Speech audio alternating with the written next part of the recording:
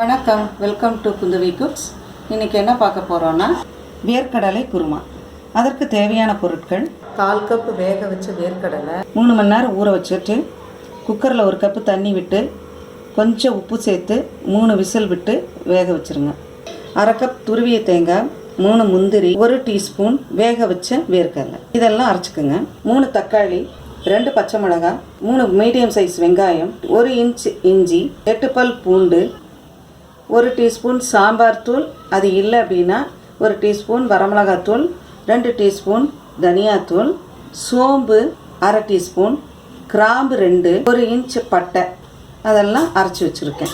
தாளிக்க கடுகு 1/2 டீஸ்பூன், சீரகம் 1/4 டீஸ்பூன், சிறிதளவு வெங்காயம், கருவேப்பிலை. அடுத்து தேவையான காய்கறிகள்: 100 கிராம் காலிஃப்ளவர், அதை கட் பண்ணி நல்லா கொதிக்கிற தண்ணியில் போட்டு அலசி எடுத்து வச்சுருக்கேன். Carrot 1 table spoon, beans 1 table spoon. இப்போ இதை எப்படி செய்யலான்னு பார்க்கலாம். கடாயில் 4 டேபிள் ஸ்பூன் எண்ணெய் ஊற்றிருக்கேன். கடுகு, சீரகம், வெங்காயம், கருவேப்பிலை, உப்பு போட்டு வதக்க போகிறோம். தக்காளி விடுது.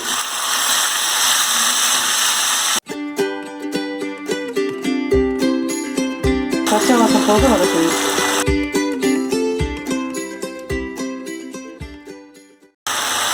பாருங்கன்னா எண்ணெய் பிரிஞ்சு வந்துருச்சு. இப்போ காய்கறிகளை போட போகிறோம். குருமாக்கு தேவையான உப்பையும் போட்டுறேன்.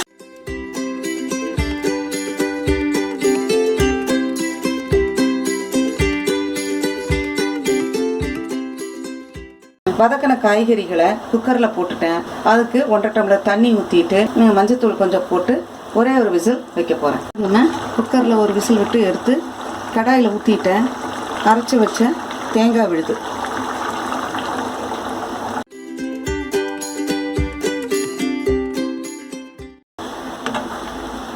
உப்பு காரம் எல்லாம் சரியாக இருக்குது. தேங்காய் ஊற்றி ஒரு 5 நிமிஷம் கொதிக்கட்டும். இப்போ வேக வச்ச வேர்க்கடலையும் போட்டோம்.